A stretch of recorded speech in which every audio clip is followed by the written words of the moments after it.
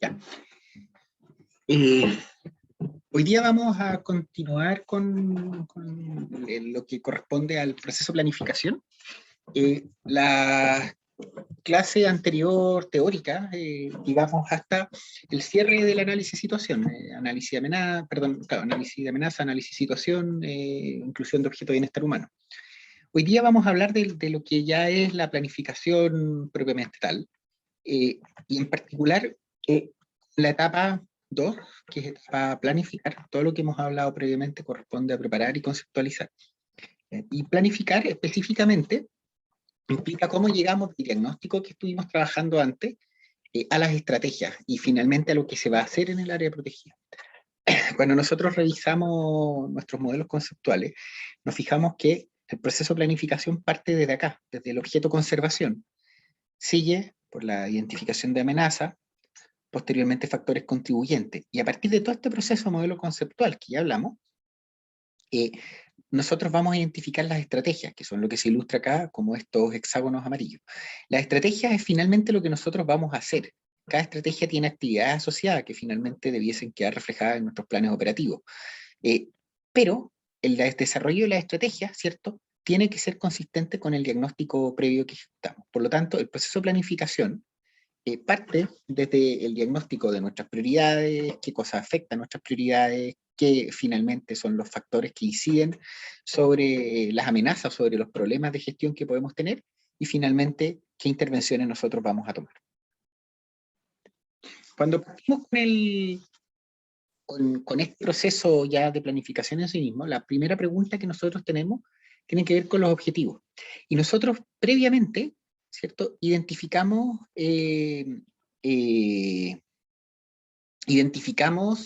situaciones, perdón, identificamos objeto de conservación, ¿cierto? En el proceso de planificación nosotros identificamos objeto de conservación, indicamos que iba a ser el foco de la planificación, hicimos un análisis de viabilidad, identificamos los atributos ecológicos clave, ¿cierto?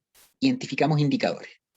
Todo ese proceso que hicimos previamente va a ser crítico en esta etapa porque a partir de ese componente nosotros vamos a definir objetivos, ¿ya?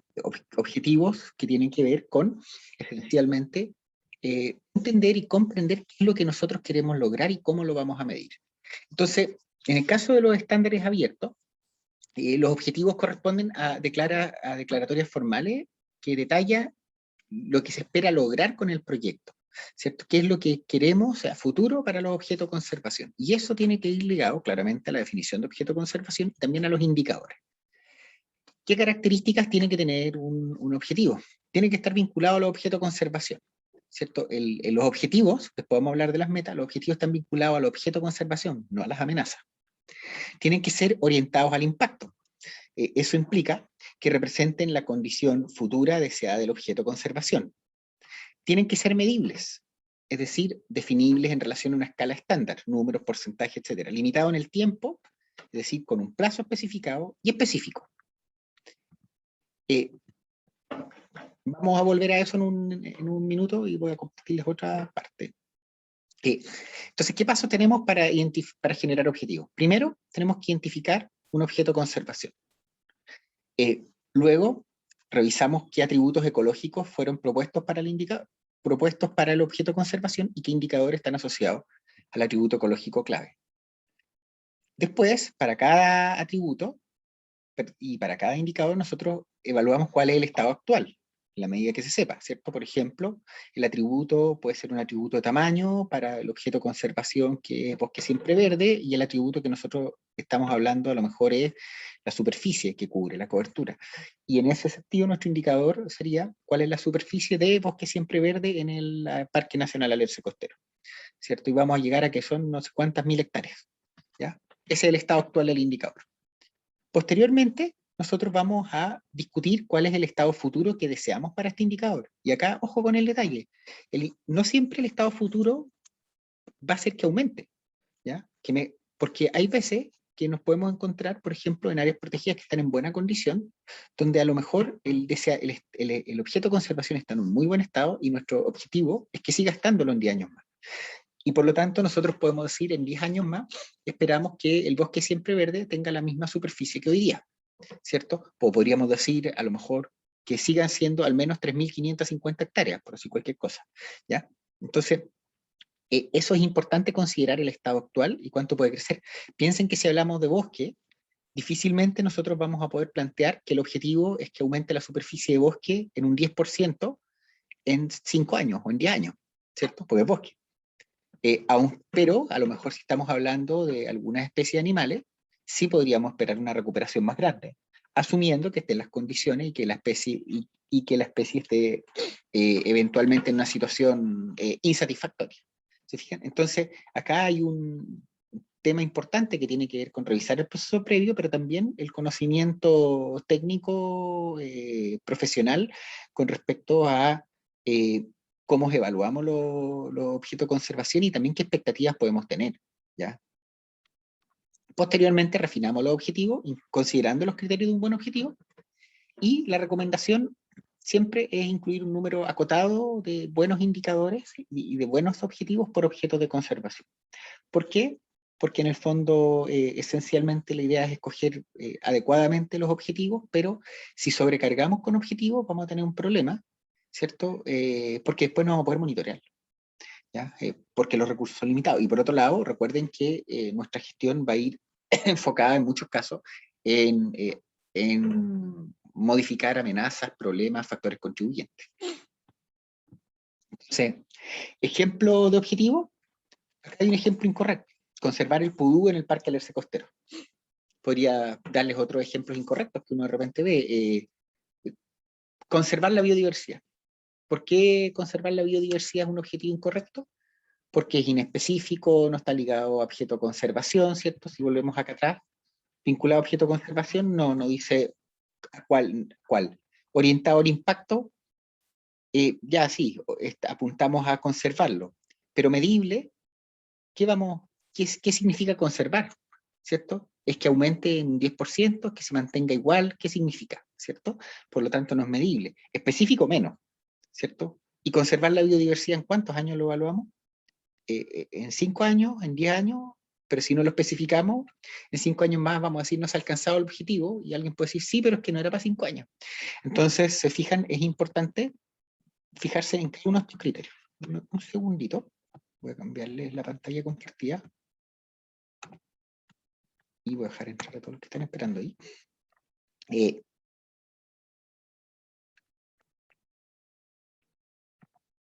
Les voy a mostrar algunos ejemplos más de objetivos. Y esto también se los puedo compartir. Un segundito, esto está hacia el final de la...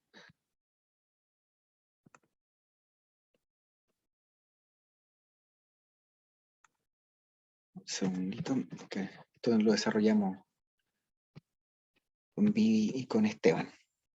Esta página se las voy a compartir, les voy a compartir algunos de estos textos para que pase mucho, para que tengan orientación adicional. Entonces acá, vamos a ver casos a casos, ¿cierto? Esto es lo mismo que hablamos antes, ¿cierto? Entonces, nosotros esperamos que sean vinculados al objeto de conservación. Por lo tanto, en el mismo contexto podemos ver un ejemplo correcto y un ejemplo incorrecto. Por ejemplo, en el caso del objeto del caso correcto, es por ejemplo el año 2030 los culpeos fueguinos ocuparán al menos un 40% del Parque Nacional Yendegaya. ¿Es vinculado al objeto de conservación? Sí, porque en el Parque Yendegaya el culpeo fueguino, ¿cierto?, es un objeto de conservación. Una opción incorrecta, ¿cierto? Hay veces que es bueno ver los ejemplos incorrectos, cosa que claro, en qué no equivocarse. Acá se fijan, al año 2030 los perros ocuparán menos de un 5% del Parque Nacional Yendegaya. ¿Por qué es incorrecto este ejemplo? Porque no está enfocado en el objeto de conservación, está enfocado en la amenaza, ¿cierto? Esto que está acá puede ser una buena meta, pero no es un objetivo, ¿ya? Después orientado a impacto. ¿Qué implica? Lo hablamos, es que los objetivos se definen en función de lo que queremos alcanzar con el objeto de conservación en un futuro, ¿cierto? Y acá una opción correcta, al año 2035, el 95% del sitio arqueológico del Parque Nacional Alberto Agostini se encuentran en iguales o mejores condiciones de conservación que aquella registrada en el año 2020. En este caso, es correcto porque se enfoca en el estado futuro de los sitios arqueológicos, ¿ya? Una opción incorrecta, y que es muy frecuente el error, sería esta: entre el año 2021 y 2035 se habrán ejecutado al menos 15 acciones para conservar los sitios arqueológicos del Parque Nacional Alberto Agostini. ¿Por qué es incorrecto? Porque no se enfoca en el estado futuro del objeto de conservación, se enfoca en las actividades, ¿ya? Pero no en qué esperamos, no en cómo esperamos que esté el objeto de conservación. Podemos nosotros ejecutar 100 acciones de conservación y a lo mejor los sitios arqueológicos no van a estar en mejor condición o van a estar en peor condición. A lo mejor en un sitio que está protegido naturalmente, a lo mejor no ejecutamos ninguna, y los sitios arqueológicos van a estar en igual condición. Entonces, ¿cuál es el punto acá? Importante es que los objetivos se refieren a cómo esperamos que esté en el futuro, ¿cierto? El objeto de conservación. Acá se indica en iguales o mejores condiciones. Medible, ¿qué implica que sea medible? Implica que tienen que ser definibles en escalas, ¿cierto? Podría ser cualitativo o cuantitativo. Entonces, acá un ejemplo: al año 2030, la abundancia del delfín chileno en la Reserva Nacional Cahuéscar aumentará en un 10% con respecto a 2020. ¿Por qué es correcta la opción? Es porque define cuánto vamos a considerar exitoso. Eso significa que un 8% no lo vamos a considerar exitoso y un 11% sí, ¿ya? Pero eso está definido previamente. Correcto es: al año 2030 la abundancia de delfín chileno en la Reserva Nacional Cahuéscar aumentará con respecto a 2020. ¿Por qué es incorrecto? Porque ¿cuánto aumento vamos a considerar el logro del objetivo o no? ¿Un delfín más? ¿O que se duplique la población de delfines? Esta ambigüedad es un problema en los objetivos.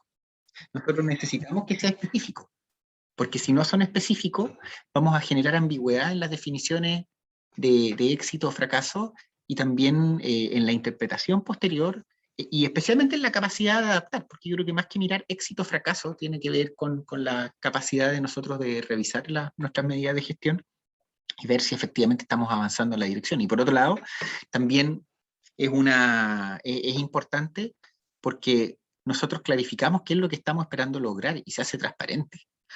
Nosotros no podemos, porque si dejamos esa ambigüedad, ¿cierto? Nos vamos a encontrar con escenarios donde para algunos el logro es insuficiente, para otros está perfecto, ¿ya? Por eso es importante ser claros previamente y someter a la discusión de que si el 10%, alguien podrá decir 10% es mucho, alguien podrá decir 10% es poco, a lo mejor un experto en delfines va a plantear de que en realidad, considerando las dinámicas de los delfines, esto no es alcanzable, o a lo mejor es prácticamente alcanzable, ¿cierto? Pero abrimos ese debate, que es importante, porque cruza componentes que son netamente técnicos, ¿cierto? El bosque de Alerce no va a aumentar en un 50% en 10 años.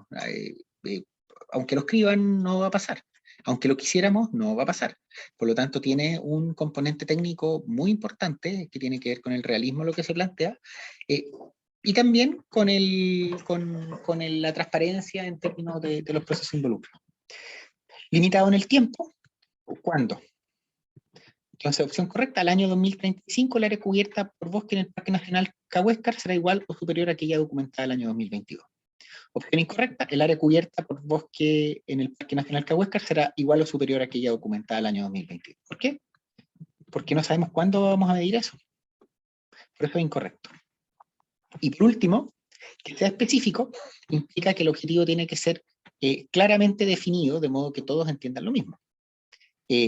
Y recomiendo fuertemente evitar el uso de términos inespecíficos tales como conservar, proteger, etcétera, que son términos muy de aceptación masiva, pero en realidad no nos dicen mucho, ¿ya? Porque conservar, probablemente acá en esta sala tenemos muchas definiciones y muchas formas distintas de entender qué es conservar. Por lo tanto, Alternativa, opción correcta. El año 2035 la abundancia de huemul en el Parque Nacional Bernardo O'Higgins será un 15% más alta que en 2025. ¿Cierto? Acá está siendo específico porque dice que esperamos que los huemules aumenten. Tenemos claro que estamos hablando de la abundancia de huemules, y quizás ahí debimos haber destacado eso en verde también, pero estamos hablando claramente de un atributo ecológico clave, ¿ya? Etcétera. En cambio, una opción incorrecta, al año 2035, el huemul en el Parque Nacional Bernardo O'Higgins se encontrará en buen estado de conservación. Suena súper bien. ¿Qué significa esto? No es tan claro qué significa en buen estado de conservación. Y acá podría ser interpretado de forma distinta por distintos actores. A lo mejor alguien va a considerar que lo actual es un buen estado de conservación. Otras personas van a considerar que un buen estado de conservación es que duplique la población o que aumente, etcétera, ¿cierto? A lo mejor otra persona va a entender de que las poblaciones animales fluctúan y a lo mejor que se mantengan en el mismo rango está bien, y eso podría implicar incluso una pequeña disminución. ¿Se fijan? Entonces, por eso es importante que seamos específicos de qué estamos hablando. Y en este caso, por un lado, estamos hablando de abundancia de huemules, y por otro lado, estamos hablando que tiene que ser medible, y además estamos dando una línea base, ¿cierto? Medible contra qué. ¿Ya?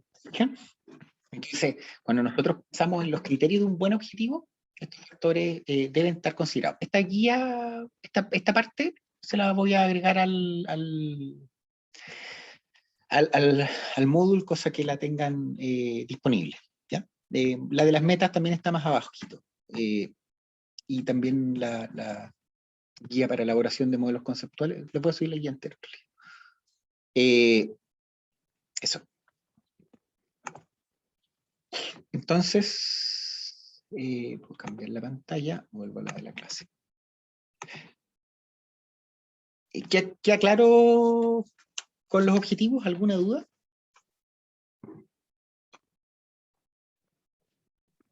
Profe, yo tengo una duda. Dale nomás. Si yo con anterioridad defino a qué me refiero con que una especie esté en un rango de conservación bueno, como el último ejemplo que nos dijo, un objetivo podría ser viable diciendo que no sé, el pudo está dentro de, como está bien conservado, si yo lo defino con anterioridad, o solamente se pueden hacer los objetivos como más específicos, como usted lo explicó. Es que, a ver, hay situaciones donde nosotros, de hecho, hemos usado objetivos, comillas, un poquito más ambiguos, pero, y aquí viene el pero rapidito, esos escenarios son escenarios donde efectivamente a esa frase nosotros les ponemos un asterisco. Y en ese asterisco, después nosotros abajo está especificado qué significa. ¿Ya? Entonces, dice, o sea, más allá de que efectivamente se usa en algunos casos una frase un poquito más genérica, ¿cierto? A pie de página está igual especificado qué implica. Y acá tengo por aquí un ejemplo. Déjenme buscarlo. Ah, claro. Miren, les voy a dar un ejemplo acá.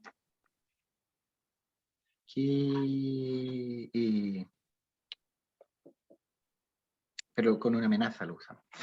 Sí, con una amenaza en el Parque Alerce, en la Reserva Costera Valdiviana.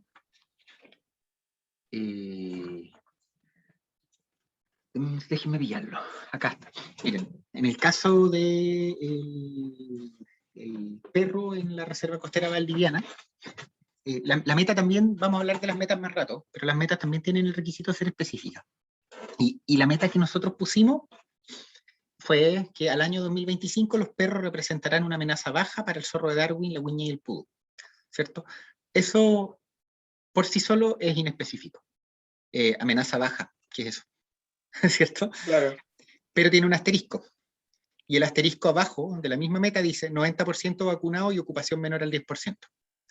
Así que ya no es inespecífico.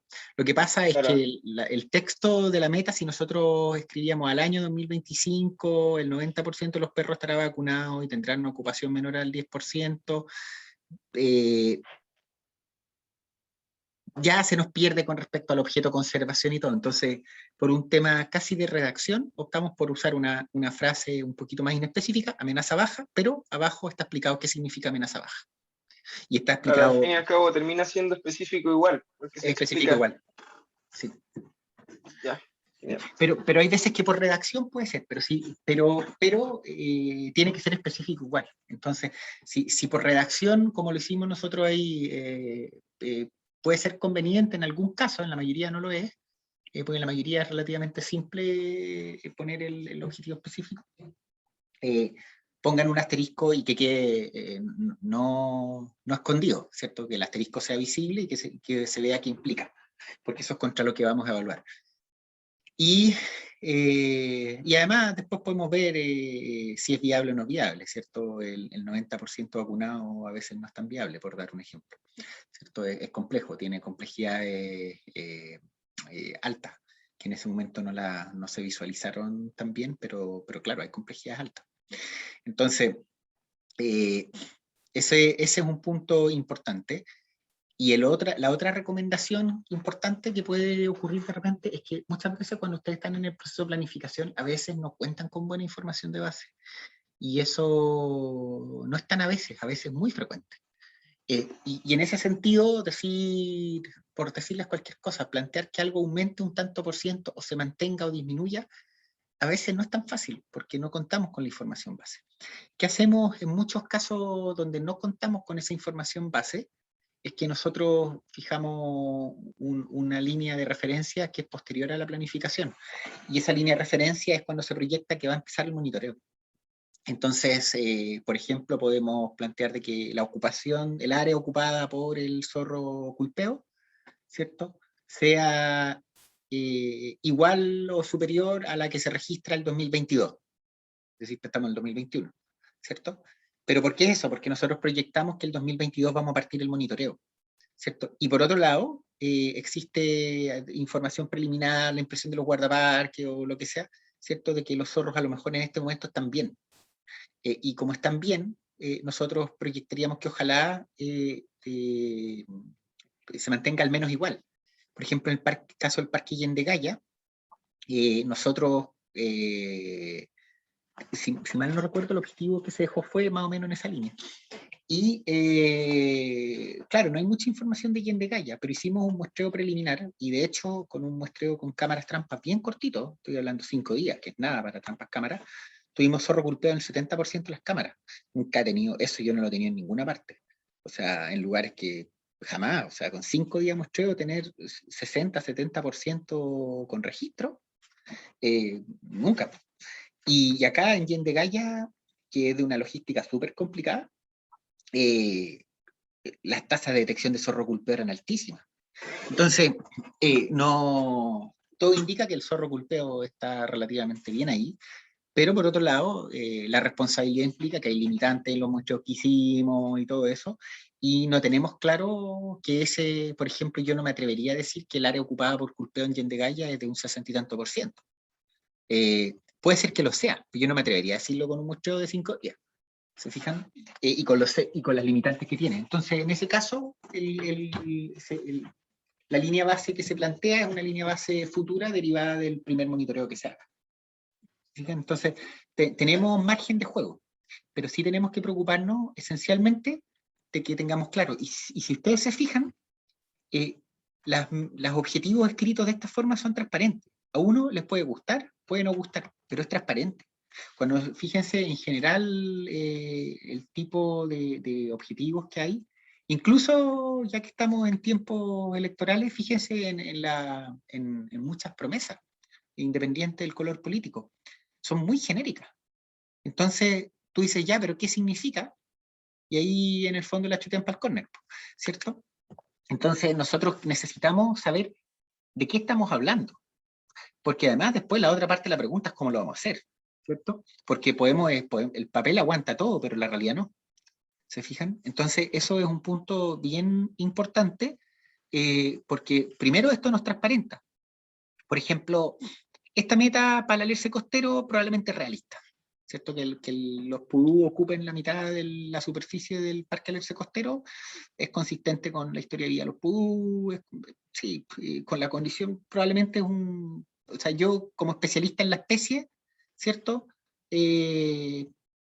No me espanta ese objetivo. No, me parece razonable con el grado de incertidumbre que puede haber y todo eso, me es razonable y no, no me generaría espanto. En otras áreas protegidas diría 50%, no sé, ¿cierto? No me parece muy viable. Pero ya cambiamos la discusión porque las cifras y los números sí son importantes, ¿cierto? Porque si no, cada uno interpreta cualquier cosa.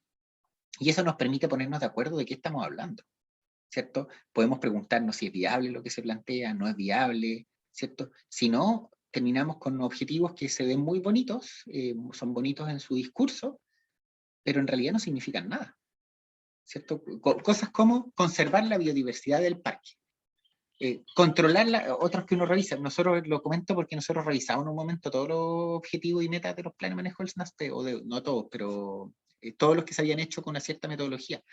Y había metas como controlar las amenazas del parque, controlar las especies invasoras.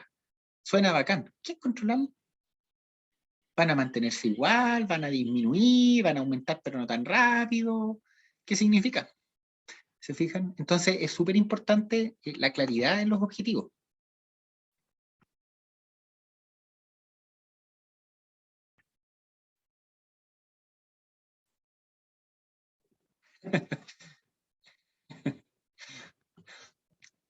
Sí. A propósito de, sí, gracias Fernando. Sí. Pobre Fu. Calillados, los pobres. Así que eso. Luego, nosotros tenemos que fijar estrategias, ¿cierto? ¿Qué son las estrategias? Las estrategias son esencialmente el camino para alcanzar los objetivos, ¿ya? Y en ese sentido, las estrategias, ¿cierto? Es lo que nosotros vamos a proponer para tratar de alcanzar el objetivo, por ejemplo, que el 2028 los PUD ocupen al menos la mitad del parque del costero. Y en este caso, nosotros vamos a transformarnos el mismo modelo conceptual que tenían antes, que aquí lo pueden ver acá, ¿cierto? El estado conceptual es esencialmente el estado actual. Y en este caso, nosotros vamos a ver que la estrategia se va a insertar a veces sobre una amenaza indirecta, sobre una oportunidad, sobre los factores contribuyentes, en casos más raros sobre la amenaza, en casos más raros aún sobre el objeto de conservación de forma directa. Nosotros vamos a transformar el modelo conceptual, ¿cierto?, en una cadena de resultados. Esencialmente es nuestra teoría de cambio. Es el estado deseado futuro que nosotros esperamos a partir de la estrategia. Entonces, ¿cómo vamos a trabajar nosotros las estrategias? Nosotros vamos a trabajar las estrategias aislando una amenaza y sus factores contribuyentes, ¿cierto? Que es parte del proceso que tienen que hacer para el trabajo y todo para el trabajo ahora no van las estrategias, para el segundo sí. Entonces ustedes tienen que aislar una amenaza y sus factores contribuyentes. La lluvia de ideas es esencialmente ver qué hacemos con esta amenaza, pero no son ideas al aire, ¿cierto? Sino que es mirando los factores que inciden en la amenaza, cómo podríamos intervenirlos, dónde a lo mejor es viable, dónde no. Y por lo tanto la primera parte es evaluar cuáles son las alternativas posibles, ¿cierto? Y eso no es solamente una lluvia de ideas al voleo, implica revisar las experiencias que puede haber en otros sitios, experiencia internacional, revisión de la literatura. Hay un proceso técnico acá también, ¿ya? O sea, es fundamental, de hecho, ese proceso técnico. Luego de que tenemos este pool de ideas disponibles, nosotros tenemos que mirar las estrategias críticamente y debemos considerar, descartar aquellas estrategias que no sean viables o aquellas que en realidad no van a tener impacto. Posteriormente vamos a priorizar aquellas estrategias que apuntan a amenazas calificadas como alta o muy alta para al menos un objeto de conservación, y también agregaría que de repente hay estrategias que quizás apuntan a amenazas bajas, a lo mejor el impacto potencial no es tan alto, pero son de muy fácil implementación. Y esas también en general vale la pena priorizarlas, ¿cierto? Porque hay estrategias que en general son de muy fácil implementación y esas, si tienen bajo costo o nulo costo o requiere un papeleo, ¿cierto? No hay problema en incluirlas, ¿ya? Entonces, nosotros las estrategias las vamos a ilustrar en lo que llamamos una cadena de resultados, que es esencialmente la presentación gráfica de la teoría del cambio que esperamos generar a través de nuestras estrategias. Y esencialmente la cadena de resultados la podemos visualizar como la versión positiva del modelo conceptual, ¿cierto? Nosotros podemos agregar factores contribuyentes adicionales, pero la gracia que tiene la cadena de resultados es que nos permite hacer explícitos los supuestos de la estrategia. ¿Ya? Esencialmente, ¿qué esperamos lograr? No solamente qué queremos hacer, sino qué esperamos lograr. ¿Por qué es importante eso? Porque hay veces que nosotros vamos, cuando lo ilustramos, a decir, sí, pero ¿sabes qué? Eso no va a generar ese cambio, ¿cierto? A lo mejor un ejemplo típico podría ser con educación ambiental. Y resulta que el problema, nosotros, a ver, podemos hablar de basura, ¿cierto? Y en una localidad aledaña y en área protegida. Y podemos focalizar nuestra campaña de educación hacia las escuelas, típico, ¿cierto? Y resulta que en nuestro diagnóstico nos encontramos con que la contaminación está vinculada al periodo estival, al turismo, ¿cierto? Y resulta que nuestra estrategia está apuntando a los niños de la comunidad local, cuando la contaminación la generan los adultos que son visitantes temporales. ¿Va a funcionar para reducir la basura una estrategia que apunta a los niños locales, cuando quienes traen la basura son los adultos externos al territorio? Probablemente no. No estoy diciendo que no haya que educar a los niños en el manejo responsable de la basura, ¿cierto? Es una liga absolutamente distinta y obviamente es correcto, ¿cierto? Pero si nosotros estamos apuntando a la basura en la playa, ¿cierto? Que está causada en nuestro modelo conceptual y ya identificado principalmente por veraneantes que llegan en verano, obviamente la educación en la escuela no nos va a resolver ese problema. ¿Se fijan? Y el modelo conceptual busca ilustrar ese proceso y hacer explícitos los supuestos, qué es lo que esperamos encontrar, y también a detectar las fallas en nuestra lógica, ¿ya? Y obviamente también, como los resultados no son normalmente la estrategia, implementamos la estrategia y se recuperó la especie, eso nunca pasa, ¿cierto? También nos permite definir en qué puntos nosotros vamos a fijar metas que nos van a permitir evaluar el progreso de la estrategia y ver si la estrategia requiere adaptación, modificación o descarte incluso, ¿cierto? Entonces, la estructura lógica de las estrategias es esta. Es esencialmente una estrategia y tiene una lógica de si se implementa la estrategia, esperamos que ocurra esto. Y después de que ocurra B, y si ocurre tal cosa, esperamos C, etcétera, hasta el alcance del objeto de conservación.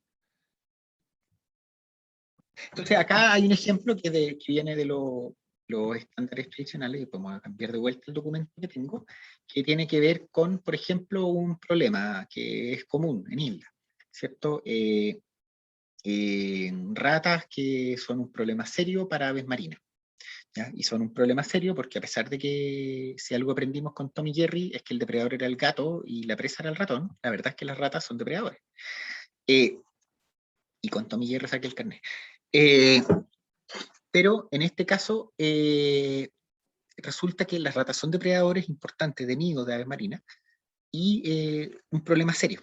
Por lo tanto, la estrategia obvia, ¿cierto? Tiene que ver con la erradicación de las ratas, ¿ya? Y en este caso, si se fijan, acá hay una estrategia que apunta directamente hacia las ratas, ¿cierto? Trampear ratas o erradicar las ratas en la isla. Pero esto tiene un supuesto importante, que es que no llegan otras ratas. Y estamos hablando de islas, ¿cierto? Por lo tanto, las ratas en islas en general llegan en botes. Por lo tanto, y eso el modelo conceptual lo tendría que haber ilustrado. Y acá, por lo tanto, un resultado intermedio esperado es que no lleguen nuevas ratas, ¿cierto? Para lo cual es necesario que las embarcaciones, los barcos, yates y otros, ¿cierto? Prevengan la entrada de ratas. Y esto implica una segunda estrategia, ¿cierto? Que está destinada no a erradicar las ratas, sino que a prevenir la inmigración de ratas, ¿cierto? Que tiene que ver con esencialmente barreras zoosanitarias, esencialmente. ¿Se fijan? Entonces, parte del propósito es hacer explícito el proceso completo. Y vuelvo al tiro al otro documento. Y abrí el documento cambiado, obviamente. Que...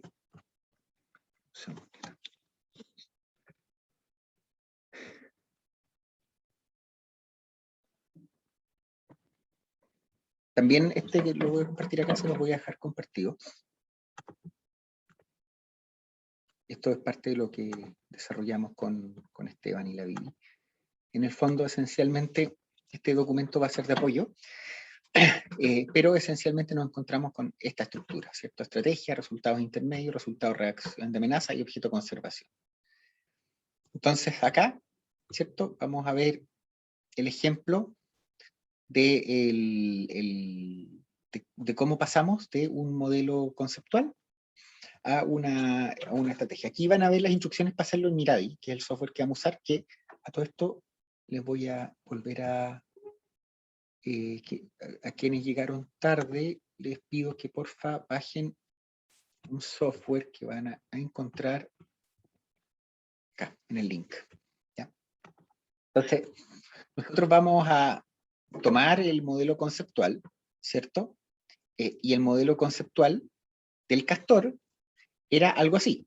Envié un error. Presencia de castor, es una amenaza, ¿cierto? ¿Qué causa la presencia de castor? Liberación de castores en Tierra del Fuego con fines peleteros. Eso pasó en los años 40 y tanto. Fue un factor contribuyente importante, ¿cierto? ¿Qué otros factores contribuyentes hay? Falta de acciones de control de castores y obviamente siempre entra la parte de recursos, ¿ya? Sobre esto identificamos estrategias, temas finanzas de la conservación, ¿cierto? Y control de castores. Este cuadradito que viene del modelo conceptual lo sacamos. ¿Y por qué lo sacamos?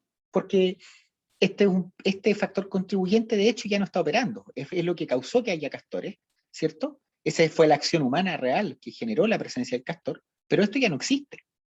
Por lo tanto, no es útil para la cadena de resultados, así que la eliminamos, ¿cierto?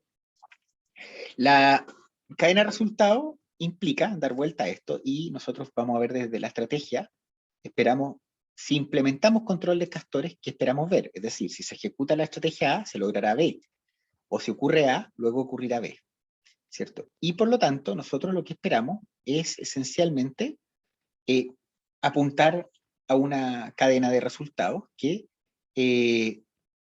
tenga una figura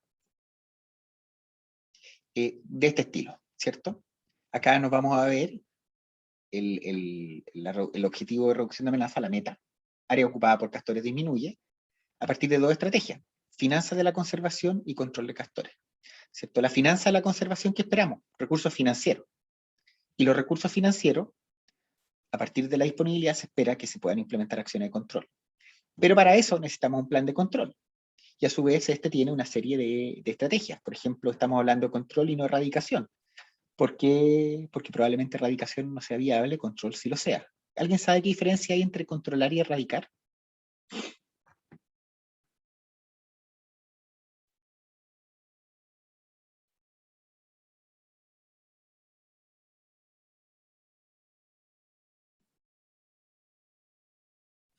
Erradicar, supongo que se refiere a eliminar por su totalidad la especie, o intentarlo, y controlar es mantener la población en ciertos números. Sí, sí, erradicar efectivamente en control de invasora, erradicar es todo fuera. Control es mantener en ciertos números, que puede ser una disminución, mantención, etc. Pero el control, la erradicación es total, el control es, como el nombre indica, es en cierto lugar. Bien la respuesta. Entonces, y acá el foco en control, ¿cierto? Tiene que ver con parte de la viabilidad, ¿cierto? Entonces, y acá vemos qué actividades están asociadas. Identificar sitios prioritarios para control de castores. Crear un plan de control. Ejecutar el plan de control. Monitorear, revisar y corregir, ¿cierto? Nosotros esperamos que el control más los recursos, ¿cierto?, que vienen de la estrategia, lleven a que se puedan implementar acciones de control. ¿Y qué esperamos lograr con las acciones de control? No esperamos la erradicación. En nuestro caso, vamos a esperar que disminuya la abundancia de castores, no en todas partes, en los sitios priorizados, ¿cierto? Y a partir de esto esperamos que el área que ocupan los castores disminuya. ¿Por qué? Porque esperamos que disminuya, ¿cierto?, en los sitios priorizados. ¿Se fijan? Entonces, la estrategia tiene que tener esencialmente este tipo de lógica. Esto es una forma que usualmente puede ser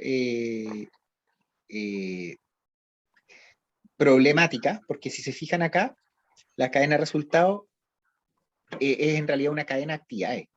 Fíjense, finanzas de la conservación, formular el proyecto y postular a fuente de financiamiento. Recursos financieros obtenidos. Entonces, este es correcto, pero esto es una actividad de la estrategia. Y se fijan acá, eso está acá. Control de castores, identificar sitios, ¿cierto? Fíjense, la cadena de resultados, ¿cierto?, tiene que ver con logros, que esperamos lograr, no qué vamos a hacer. ¿Qué vamos a hacer? Son actividades. ¿Qué esperamos lograr? Son resultados. ¿Ya?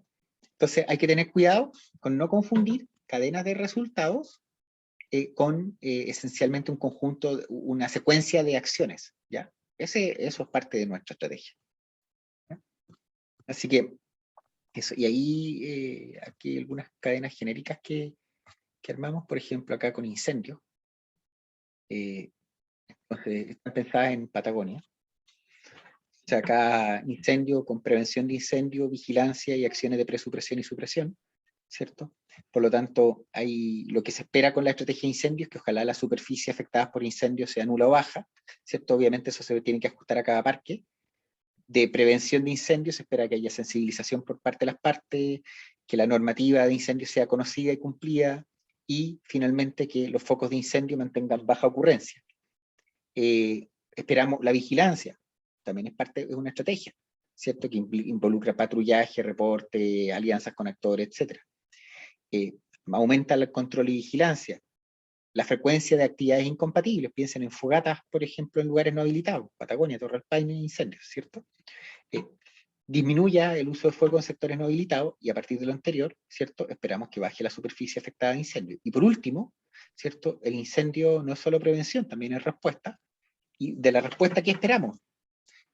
Con la respuesta no esperamos que baje el número de focos de fuego. Lo que esperamos es que si hay fuego, o sea, cuando ya falló toda esta parte de acá, esencialmente, la idea es que la superficie afectada sea la menor posible. Esto ya es tarde, pero eso no quiere decir que no sea importante, es súper importante, ¿cierto? Entonces, visualizamos la estrategia con todos estos componentes y obviamente con una serie de resultados intermedios. Fijan, entonces aquí desarrollamos varias genéricas para parques de Patagonia. Así que eso.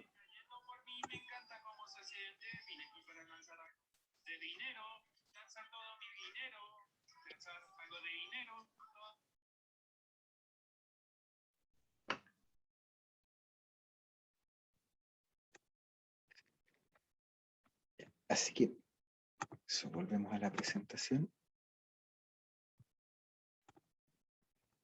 ¿Consultas?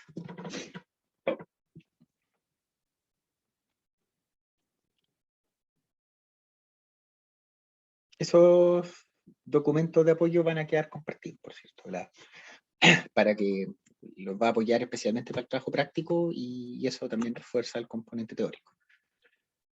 Y posteriormente, nosotros vamos a ver acá de la cadena de resultados, nosotros vamos a fijar en algunos puntos, ¿cierto?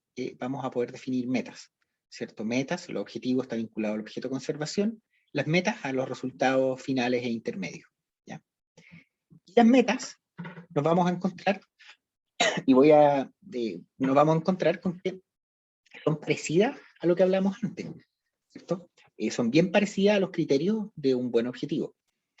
Cuando nosotros hablamos de meta, la meta tiene que ser específica, ¿cierto? Eso ya lo hablamos.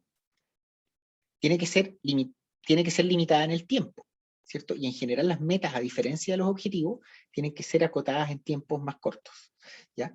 Medible, ya también lo hablamos. Entonces, medible, limitada en el tiempo y específica es común a metas y objetivos. Pero la diferencia que tiene la meta con el objetivo, la principal, es que cuando nosotros hablamos del estado futuro del objeto de conservación, va a ser afectada por muchos factores, y no necesariamente todo está dentro de nuestro control, y en el fondo hay muchos factores externos que podrían incidir. En parte las metas tienen algo por el estilo cuando hablamos del estado futuro de un objeto de una amenaza. Sin embargo, la meta ya no es orientada a impacto, ¿cierto?, al estado futuro del objeto de conservación, sino que orientada a resultados. Eso implica que se apunta a los cambios necesarios en factores críticos de la amenaza y oportunidades que afectan a uno o más objetos de conservación. En el fondo, nosotros acá esperamos resultados en el modelo conceptual. Si nosotros identificamos un alto número de fogatas ilegales, lo que nosotros esperamos es reducir el número de fogatas, ¿ya? Ahora, a lo mejor nosotros vamos a reducir en un 50% las fogatas, y para mala pata, una de las abiertas, de las que no pudimos reducir, termina en un incendio grande, ¿cierto? Y eso no implica que haya fallado nuestra estrategia, ¿cierto? O por lo menos ese componente de la estrategia. Pero sí, nosotros tenemos que apuntar específicamente a los factores contribuyentes, porque en el conjunto nosotros esperamos que si reducimos el número de focos de incendio, el número de fogatas, pero además tenemos capacidad de respuesta, la probabilidad de que tengamos un incendio importante disminuya, ¿cierto? Y recuerden que estamos hablando de probabilidad. Las probabilidades no son certezas, y nosotros en nuestra profesión no trabajamos con 0% y 100%, eso es muy raro. En general estamos en una situación de probabilidades, y obviamente los distintos escenarios pueden existir. La idea que nosotros buscamos con la estrategia es reducir la probabilidad de un incendio, ¿cierto? Es reducir los impactos de especies invasoras, bajar la contaminación presente. Es muy difícil lograr cero, de verdad es muy difícil, a pesar de que yo creo que es lo que quisiéramos, ¿cierto? Y por otro lado, también muy importante es que las metas tienen que ser prácticas, ¿cierto? Y prácticas significa que sean alcanzables. Y ese alcanzable necesita considerar los contextos políticos, los contextos sociales y también los recursos de los que disponemos. Nosotros no podemos poner metas, volvamos al ejemplo de los castores, erradicar los castores del Parque Nacional Yendegaya, porque nosotros sabemos que no contamos ni vamos a contar con los recursos. La factibilidad técnica es bajísima, ¿cierto? Y hasta ahí llegamos en ese caso, ¿cierto? Entonces esa no es una meta práctica. Eventualmente nosotros podríamos abordar otras metas que a lo mejor se vean razonables, pero van a ser rechazadas por la comunidad y no las vamos a poder implementar. Entonces las metas tienen que ser prácticas, ¿ya? Tienen que tener la posibilidad de ser ejecutadas y alcanzadas. También no podemos plantear, como les hablaba, que vamos a erradicar el bisón de la región de los ríos, porque sí nos gustaría, pero no es viable, no tiene ninguna posibilidad, técnicamente eso no es viable ni en Chile ni en ninguna parte del mundo. Que sea un sueño, Oca, de acuerdo. Que lo podamos ejecutar, no. Nosotros no podemos poner una meta que no tiene viabilidad, ¿cierto? Eso nuevamente genera falsa expectativa, y por otro lado, significa que cuando evaluemos el plan de manejo en un par de años más, vamos a considerar no logrado, ¿cierto? Y eso es un problema, porque eso genera frustración en los equipos, ¿cierto? Trabajar para nada es frustrante, genera molestia en todas las partes, porque dicen, pucha, prometieron A, ¿cierto? Y no cumplieron. Y resulta que el problema está en que lo que se prometió no era alcanzable. Y eso es súper importante, porque estos procesos desarrollan expectativas, y en ese contexto nosotros tenemos que preocuparnos que lo que prometamos sea alcanzable y sea apropiado, ¿cierto? Sea alcanzable implica, entre otras cosas, que tenga opción de ser financiada, ¿cierto? Así que eso es bien importante. ¿Ya? Metas planteadas de forma incorrecta, y son ejemplos reales que vienen de planes de manejo. Especies exóticas erradicadas o controladas, literalmente. Primero no dice si erradicada o controlada, especies exóticas. Fíjense lo que está acá. Entonces, si piensan en cualquier área protegida, ¿qué significa especie exótica? Vámonos acá sigamos en el Parque Alerce Costero. Eso, si me dicen especie exótica erradicada o controlada, de partida estamos hablando de Ulex, estamos hablando de bisón, estamos hablando de las truchas, de truchas, estamos hablando de un montón de plantas, etcétera, liebres. ¿De verdad esta meta tiene alguna posibilidad remota de ser alcanzada? Imposible, ¿cierto? Ni erradicada ni controlada, porque dice especie exótica. ¿Se fijan? Entonces, está planteada de forma incorrecta. Después esta otra, asegurar a la comunidad el uso respetuoso de los recursos naturales y la seguridad al interior de la reserva. Esa suena un poco mejor que esta. ¿Qué significa asegurar a la comunidad? ¿Qué significa el uso respetuoso? ¿Y qué significa la seguridad? ¿Se fijan? Esta es vendedora. Pero en realidad, si se fijan, hay muchos conceptos que no tienen un significado real. Y que tienen, más que no tengan un significado real, significa que cada actor va a entenderlo de forma distinta. Porque hago la pregunta acá, si les hago la pregunta, ¿qué quisieron decir con este objetivo? No está tan fácil, ¿cierto? ¿Qué entendemos como uso respetuoso? ¿Cierto? Todos conocemos en cada una de nuestras propias dinámicas que estos aspectos tienen muchas interpretaciones. ¿Ya? Otro ejemplo, prevenir y mitigar los riesgos de amenazas a la diversidad biológica y cultural. Uf, ¿cierto? ¿Cómo abordamos? Son demasiados. Claro, o sea, este es un objetivo, esto no es necesario terminar el plan de manejo, no se logró y no se logró, seguro. Y esta, digámoslo así, la gestión del área protegida va a decir que lo logró y la oposición a la gestión del área protegida va a decir que no. Y cada uno va a tener buenos argumentos para decir que lo logró y no lo logró, ¿cierto?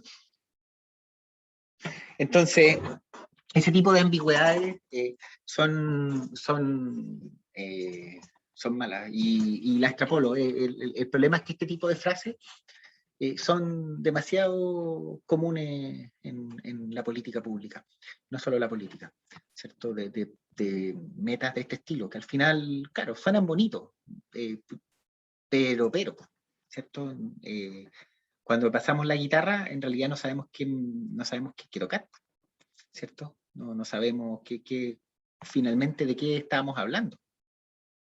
Entonces, tenemos que preocuparnos que la meta y que el objetivo efectivamente orienten el proceso de toma de decisión, orienten la evaluación y orienten el monitoreo. El monitoreo, fíjense que nos vamos acercando a dinámicas como esta, donde ahora las metas, planteadas de forma correcta, es que entre el 2017 y 2022 el área afectada por incendios será menor a 60 hectáreas, ¿cierto? Por dar un ejemplo. Acá nos está planteando cero incendio porque existe el riesgo que exista. Probablemente habría que ver acá, más allá habría que ver en qué contexto se plantea esa superficie, pero probablemente debiese considerar la superficie de los incendios en el sector, el historial de incendios, ¿cierto? Etcétera. Probablemente 60 hectáreas sea poco en un área protegida grande, sea mucho en un área protegida chica. Ojo que con incendio la tentación siempre va a ser poner 0 hectáreas. Y ustedes saben que eso puede ser muy difícil a veces, y eso no es un problema de ambición, es un problema de realidad. Y hay veces que efectivamente, que en un periodo de 5 años el área afectada por incendios sea chica es un logro. Piensen lo que pasó en áreas protegidas Chile Central. Hay otras áreas protegidas donde a lo mejor esto puede ser una brutalidad, es mucho, ¿cierto? Pero aún así, acá estamos todos claros lo que eso significa, ¿cierto? Aquí esto no es ambiguo. Sabemos que en ese periodo la suma de todos los incendios que pueda haber no puede superar las 60 hectáreas, ¿cierto? No estamos hablando de la gravedad del incendio, ojo, ¿se fijan? Estamos hablando de área. Entonces, si ustedes se fijan en este caso, todos podemos entender qué significa esto. Acá, con invasoras, para el año 2017 los roedores invasores se encontrarán erradicados en 2 islotes del área protegida de importancia para la nidificación de aves. Acá nuevamente dice erradicado, así que eso significa no hay ni un ratón. Y eso en islotes, asumamos que están los recursos, ¿cierto? En islotes sí es viable. ¿Ya? Si me dicen tierra del fuego no es viable. Pero si son islotes sí es viable. ¿Se fijan? Entonces, eso acá, y acá no hay ambigüedad, si hay un ratón no se cumplió. Entonces, eso es un punto bien importante, porque nos permite ser claros en relación a lo, esencialmente a lo que se planifica, y además, lo otro que les decía es que, si ustedes se fijan, como en este contexto, las metas, también los objetivos, ustedes se dan cuenta que el plan de monitoreo ya empieza a casarse solo, porque estamos claros que si tenemos esta meta, cuando rindamos cuenta el 2022 vamos a tener que reportar la superficie afectada por incendios. Y eso significa que tenemos que monitorearlo. Si es que estamos hablando de la superficie con perros, ¿cierto? Significa que vamos a tener que monitorear la superficie con perros, porque si no, no vamos a ver si cumplimos o no cumplimos la meta. ¿Ya? Entonces, las metas planteadas de esta forma, además, nos orientan en el diseño del plan de monitoreo. Y también nos obligan a tener un cierto bagaje técnico o asesoría, ¿cierto? Técnica adecuada, donde nosotros podamos definir de si las metas que se están planteando, los objetivos que se están planteando, son en realidad realistas. Por ejemplo, hace poco me tocó ver uno que planteaba que la abundancia de pudú, planteaban la abundancia de pudú. Yo trabajo con pudú, la abundancia de pudú no se puede medir. Entonces, hoy día, o sea, sí, ahí se podría medir, retiro lo dicho, se podría medir, pero no es viable. Entonces, en ese contexto, como especialista al revisar cosas quemadas, tenéis que cambiar ese objetivo, porque no sirve, porque no lo vais a poder medir. Cámbialo por ocupación. Ocupación puedes medirlo. ¿Se fijan? Entonces, también nos vamos asegurando que esencialmente las metas y los objetivos sean coherentes, sean robustos técnicamente, sean razonables también, y transparentamos hacia todas las partes, ¿cierto? ¿Qué es? Si es que estamos en un taller y planteamos estos objetivos, podremos entrar a discutir si esta superficie es mucha, es poca, cuando estamos hablando de restauración. ¿Cuánto esperamos restaurar? Superficie, sí, ¿cierto? No vamos a Profe, ejecutar. ¿Sí? ¿por qué no se puede? No se puede que la abundancia Eh, pudú, sí, porque los problemas de estimación de abundancia son bien complejos en animales. Y el pudú, o sea, teóricamente podría ser posible, pero captura-recaptura hoy día no es viable, de hecho no hay método de captura pudú.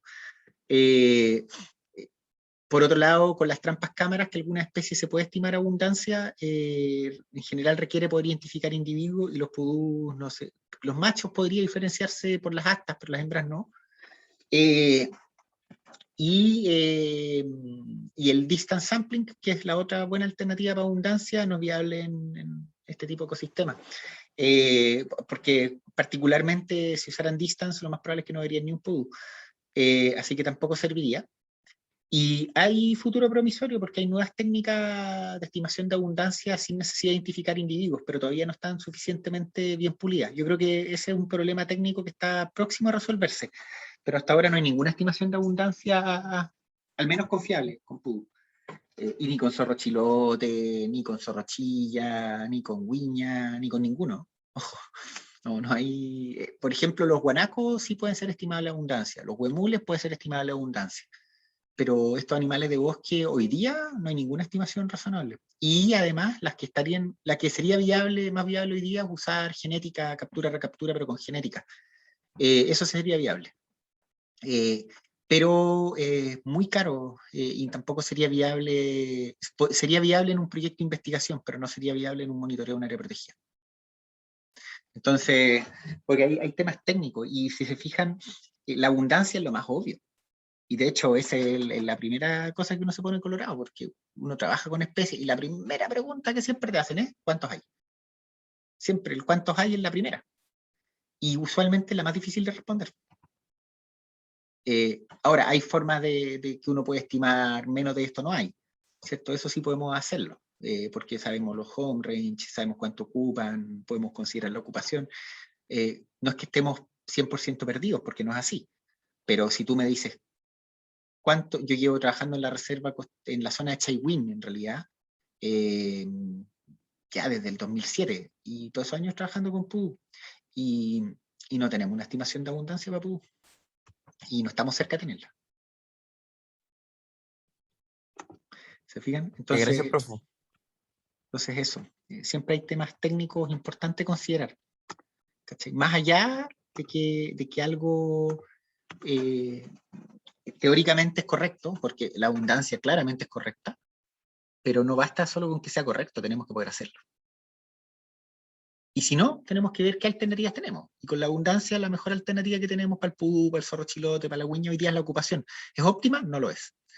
¿Es la mejor que tenemos? Por lejos. ¿Es mejor que las que teníamos hace 10 años? Mucho mejor. ¿Cierto? Sí, o sea, en caso de específico de la abundancia o de otras metas, como por ejemplo, ¿cuál era la otra vez que había dicho, aparte de abundancia? Ocupación. La ocupación, siempre que exista metodología la podemos ocupar, a menos que nosotros decidamos crear la metodología para medir el parámetro que queramos plantear como objetivo. Claro, o sea, es que si uno va a fijar metas, es importante que el indicador esencialmente sea medible, el indicador que está detrás. Y el crear metodología, en muchos casos no es tan trivial, porque, por ejemplo, cuando hablamos de estimación de abundancia, cuando uno se mete un poco en eso, los problemas de estimación de abundancia llevan más de 50 años de investigación. Y en eso hay temas que no es que nadie le haya interesado con el pudú, sino que es todo un grupo de animales a nivel mundial, no solo en Chile, para el cual es muy complejo. O sea, de hecho, yo mismo con el caso del pudú, yo estuve dándole vuelta por harto tiempo en cómo hacerlo. Yo hice parte de mi tesis de doctorado con pudú. Y no hubo una salida viable. De hecho, exploré un montón de alternativas que mezclaban distance sampling con conteo de feca, otras alternativas que había, que un método recién publicado por unos ingleses que era el Random Encounter Modeling, pero tampoco era viable con Purdue. Entonces, y ahora hay algunas que prometen. Ahora sí hay algunas que yo creo que prometen y que el tema en 5 o 10 años cambia. Así como los modelos de ocupación, esos modelos todavía no tienen 20 años, pero estas áreas, en general, cada una de estas áreas son áreas muy activas y ¿cómo se llama? De investigación. De hecho, miren, acá prendo la cámara un segundo. Por ejemplo, este libro que está acá, que es bien cortito, es un libro entero de estimación poblacional. Y no nos resuelve esto. Entonces son temas muy activos y no triviales. ¿Ya? Entonces, eso lo planteo porque en el fondo, y también al retruco, es que al que le interese esos temas, son temas súper interesantes, son complejos analíticamente. Algo de eso los que están tomando el optativo de fauna vieron cuando hizo la clase Andrés Valenzuela la otra vez, y son bien desafiantes, pero son súper entretenidos. Agregó eso, o sea, son temas apasionantes en cómo uno estima abundancia, es un tema, y es estadística, en general es estadística brava. Pero es re entretenido, una vez que uno se mete es súper entretenido. Así que, y Profe, esas son oportunidades profesionales también, ¿sí? a través del estudio de abundancia a través de cámaras trampas, lo están haciendo igual, no sé si hablan al respecto. O sea, es que las cámaras trampas son un camino, pero para ocupación hoy día. De hecho, yo trabajo con trampas cámaras desde el 2007 trabajo con trampas cámaras. Pero, las alternativas promisorias que nombraba son con trampas cámaras, de hecho. Esencialmente se publicaron unas metodologías que no requieren identificar individuos hace como 2 años, 3 años, por un equipo de investigadores japoneses. Y ese trabajo, los que vienen en ese trabajo son los que veo más promisorios. Pero hoy día todo lo que se está haciendo con este tipo de animales, con animales de bosque, en Chile, y agregaría en parte importante los trópicos y otras partes más, tiene que ver con análisis de ocupación. Hay animales que se puede estimar abundancia, los que tienen marca, con jaguares. De hecho, hay amigos míos, compañeros que trabajan con jaguares y ellos sí estiman abundancia, pero lo que pasa es que los jaguares se pueden identificar, con ocelotes también. Yo jugaría que con la guiña también se puede. quizás, no sé si con el gato andino a lo mejor también se podría. Con la guiña yo me la juego que se puede. Es complicado, pero me la juego que se puede, porque probablemente las melánicas es un poquito más difícil, pero los patrones mancha, las guiñas, seguro que son identificables. Pero, entonces hay algunos que ya se puede, pero otros que han estado explorándolo, con uno parecido al pudú, que son un antílope. Los dikers, que son unos antílopes del centro de África, han dado razonablemente bien con las estimaciones de algunos indicadores de abundancia, pero no la abundancia de forma directa.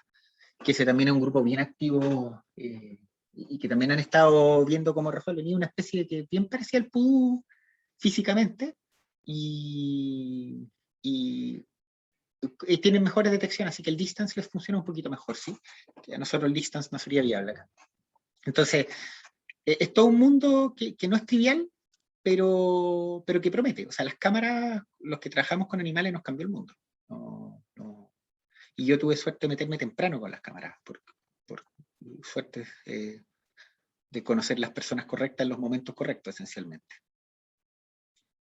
Profe, incluso creo que le envié un correo pidiéndole material al respecto. Se lo voy a reenviar. Vale, ya. Que Súper. Así que, sí. Así que eso, ¿no? En mi caso, lo que pasó, y eso anécdota, cuando dije personas correctas, en el momento correcto, lo que pasa es que cuando éramos estudiantes, nosotros organizamos un simposio de conservación el año 2005 acá en la Austral. Y nosotros invitamos a un colega de Estados Unidos, que se llama Jim Sanderson, a dar una charla, porque era nuestra intención con Jim era el gato andino, porque era en ese momento nadie cachaba nada el gato andino, el Jim sí. Y invitamos a Jim. Y nos fue bien, pero no, Jim nos dijo que sí, pero no logramos conseguir todo el financiamiento que necesitábamos. Y porque además Jim trabaja en Asia. Entonces, para poder traerlo a Chile era caro y resulta que conseguimos financiamiento varios, pero no nos daba para traer una persona, para pagar pasajes desde Asia, más la estadía y todo. Y le escribimos a este colega y el colega pidiéndole disculpas por la invitación, pero que no nos iba a resultar. Y dijo, no importa, voy igual. Y vino, vino Jim. Y de una charla y después estuvimos conversando con Jim y en eso Jim quedó entusiasmado con el grupo que teníamos acá y armamos un proyecto, lo armó Jim, para buscar zorros chilotes acá. Y tuvimos una primera capacitación con Jim el año 2007 con trampas cámara y nos dejaron trampas cámara. Y esa fue la historia de cómo, de hecho, así fue como me metí a las trampas cámara. Y esas fueron mis primeras trampas cámaras, de hecho. Y todo eso fue a partir de un tema que nosotros como estudiantes hicimos un simposio de conservación en tiempos que los apoyos eran más difíciles y todo, y el simposio fue un éxito. La sala en que se quedó chica en el NAMIA, usamos las salas grandes, se llenó de gente, venía de Santiago, de Conce, obviamente de Valdivia, fueron 3 días de simposio, pero 2 o 3, no me acuerdo. La que estaba a cargo de eso, quizás algunos de ustedes quizás la conocen, la Andrea Pino, porque el comité de organización, la Andrea era presidenta y yo era vicepresidente. Y del grupo Simbiosis, que era el grupo que teníamos, yo era el presidente y la Andrea la vicepresidenta. Y la Andrea Pino, que está en el SEM, conmigo coordinamos el simposio de conservación. Y eso fue el 2005. Y a partir de eso, pum, terminamos medio con las trampas cámara desde esa fecha. Entonces también ahí hay cosas que lo comento porque hay cosas de repente, decisiones o costos, porque organizar un simposio es un lío gigante. La cantidad de pega es enorme. Los que están coordinando organizaciones estudiantiles, Simbiosis, la nuestra era una organización estudiantil, también quienes están a la cabeza de eso es mucha pega, ¿cierto? Pero también deja cosas interesantes, mucho esfuerzo, pero cosas interesantes. Yo terminé en las cámaras esencialmente por una persona que decidimos invitar a un simposio. Y ha marcado mi carrera. En el fondo, claramente la ha hecho. Entonces, los paso el dato porque hay veces que hay cosas que parece que no pagan, y sí pagan, aunque a veces las vueltas son largas, ¿cierto? Ahora, uno nunca lo hace por eso, lo hace porque a uno le parecía correcto. Pero ahora lo miro en perspectiva y dice, pucha, si no hubiésemos invitado al gym, no hubiésemos jugado y todo, no sé si habría llegado tan rápido las cámaras. En el fondo uno está en parte importante del desarrollo. Entonces, ahí el jugársela siempre paga. Yo creo que eso. El sacrificio sí, pero vale la pena.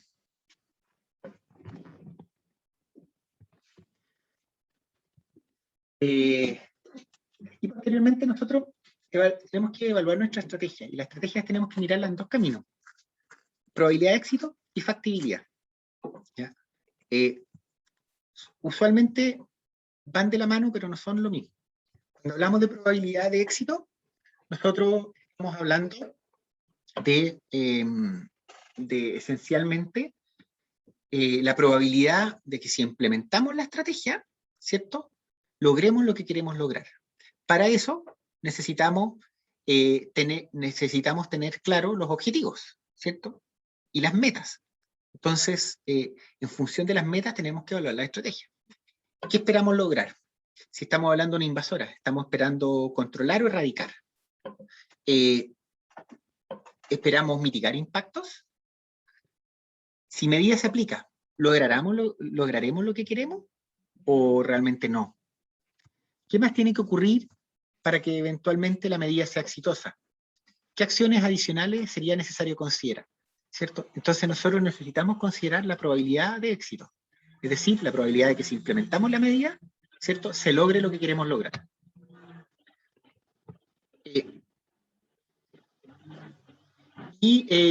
Por otro lado, también necesitamos mirar la factibilidad.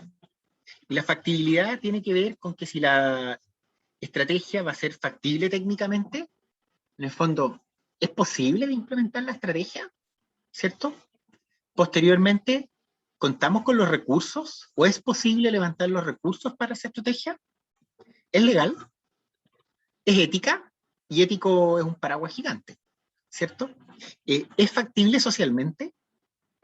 Y eso es un tema importante. Por ejemplo, hablamos de erradicación.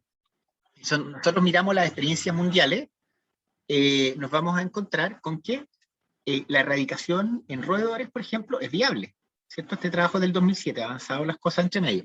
Pero fíjense en la superficie de las islas o islotes donde se han erradicado ratones. Y aquí ustedes se van a fijar que prácticamente todas las experiencias mundiales son en islas de menos de 15.000 hectáreas. Y la gran mayoría en islas de 100 hectáreas o menos, ¿cierto? Por lo tanto, esto nos puede sugerir de que si tenemos una isla de 100.000 hectáreas, o un área nacional, un área protegida de 50.000 hectáreas, probablemente es absolutamente no real pensar que vamos a erradicar roedores, ¿cierto? Y no es por un tema de ambición, no, es porque no hay experiencias mundiales de eso. ¿Se fijan?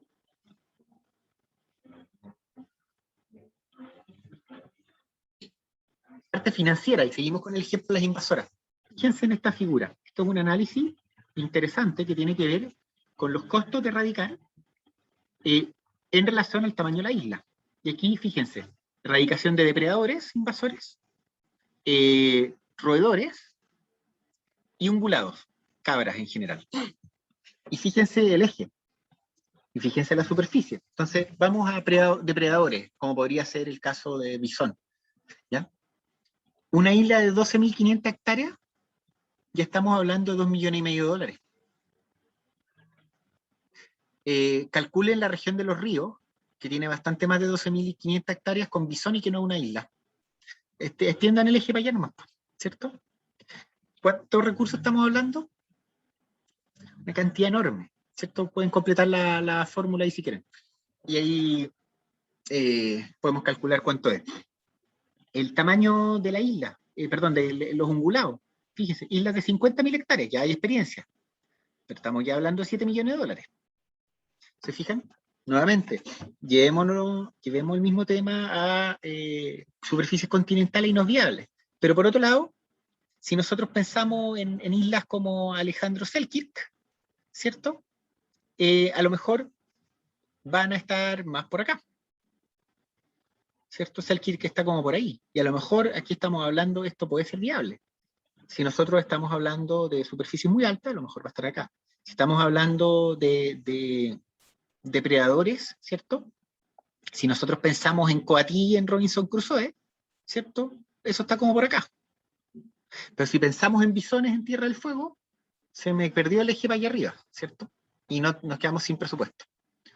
Fíjese, roedores en isla, ¿cierto? Aquí el eje llega hasta 4.000 hectáreas, y tiene bastante más variación, pero hasta 4.000 hectáreas ya nos estamos acercando al $1.000.000.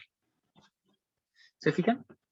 Entonces, eso es un punto importante, porque cuando nosotros decimos $7 millones, ¿en cuánto está el dólar? 700 y tanto. Ya redondeémoslo en 700, aunque no está ni cerca, redondeémoslo en 800, que es para donde estamos. 8 millones de dólares, ¿cierto? Serían arriba de 6.000 millones de pesos. 6.400. ¿Cierto? Entonces, estaríamos hablando de esos montos, y resulta que ¿recuerdan cuando hablamos del presupuesto de las áreas protegidas? Eran como 15.000, 16.000. Y de los cuales para gasto operativo, de hecho, es menos que eso. ¿Se fijan? Entonces ya ni siquiera pasa por aumentar el presupuesto de un área protegida. Y eso implica no que se descarte la estrategia, ojo, se pueden buscar partners, se puede buscar socios, hay otras estrategias complementarias, ¿cierto? Por ejemplo, en este tema en particular, y está presente en Chile, participa una ONG grande que se llama Island Conservation, ¿cierto? Pero es importante considerar esto, porque si no nosotros podemos prometer muchas cosas, pero recuerden que a todos nos molesta cuando nos venden humo, así que no nos transformemos en vendehumos nosotros. ¿Ya? Así que, y esto es importante porque cuando estamos hablando de estos montos, ¿cierto? Primero hay que asegurarse que va a tener éxito, y segundo, recuerden que si hablamos de un monto de 10 millones de dólares, 15 millones de dólares, probablemente, muy probablemente, la comunidad que vive en Robinson Crusoe va a decir, oye, con esa plata no podían mejorar mejor el consultorio acá. ¿Se fijan? La escuela. Entonces, es bien importante el considerar esos aspectos, porque el uso de los recursos hay que justificarlo bien, especialmente siempre en realidad, pero especialmente cuando son recursos públicos, porque recuerden que lo que usamos en A no lo usamos en B. Y segundo, hay que evitar prometer cosas que no tienen ninguna factibilidad futura. La parte ética, también importante. La parte ética tiene que ver, por ejemplo, si vamos a hablar de control, de si el propósito es legítimo, ¿cierto? Si los beneficios superan a los daños. Y fíjense acá, los beneficios superan a los daños. Ahí la efectividad de lo que vamos a hacer pasa a ser súper importante. Si nosotros vamos a no tener un impacto en particular específico, los beneficios van a ser cero. Y si los beneficios no superan a los daños, entonces lo que corresponde es no intervenir.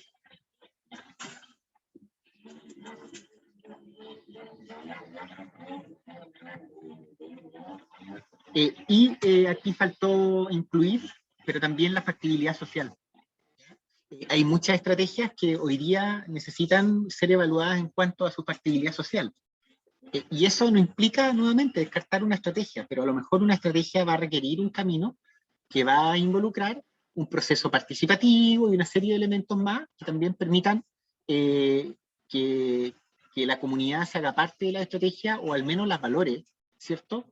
Previo a intervenir, porque si en caso contrario, si nosotros vamos a generar una intervención que tiene rechazo social fuerte, ¿cierto? Lo más probable es que no podamos ejecutar la acción, ¿cierto? Y que además se generen conflictos con la comunidad. Ninguna de las dos es buena opción. Y eso incluye, hoy día hemos visto iniciativas de distintas índoles ligadas a conservación, de control de invasoras, de restauración, que se han visto frenadas por no considerar los componentes humanos y comunitarios. ¿Ya? Así que eso es bien importante considerar. Por último, las estrategias deben incluir las actividades, ¿cierto?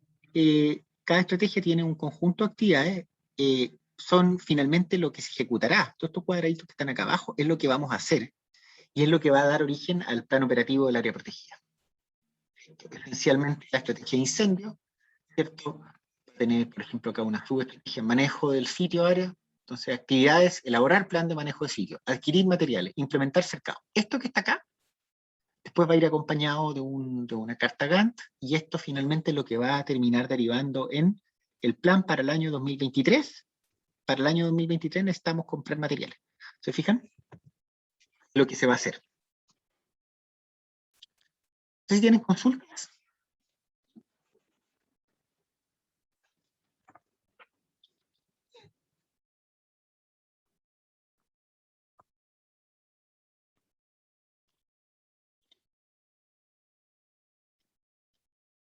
Bueno, hoy próxima semana, ahora vamos a dar un recreo de unos 15 minutos, pero voy a formar los grupos. Implica, para cada objeto de conservación, ustedes tienen que identificar las principales amenazas que las podrían afectar. En este caso, para el objeto ¿cierto? Necesitan agrupar amenazas similares, de modo a reducir el número total de amenazas, idealmente menos de 10, y después el trabajo subsecuente, ustedes van a tener que coger una amenaza y realizar el análisis de amenazas. Ya lo vimos en clase, alcance, gravedad, tiempo de recuperación y calificación final. Ustedes van a bajar un programa que se llama Miradi, ahí pueden ingresar la información en el análisis de amenaza y van a poder sacar los cómputos también. Cada grupo trabajará sobre la amenaza seleccionada en Miradi, para lo cual deben descargar el software, que les compartí el link, incluir el objeto de conservación, incluir amenazas asignadas y sus vínculos y desarrollar el modelo conceptual, ¿cierto? Van a bajar el Miradi y ahí vamos a entrar a ese punto, ¿ya? Y lo otro es que les dejé otra ficha complementaria en Moodle para que puedan avanzar en esa parte, que es lo que les faltaría para el informe. Péguenle pantallazo a esta lámina y a la que sigue ahí.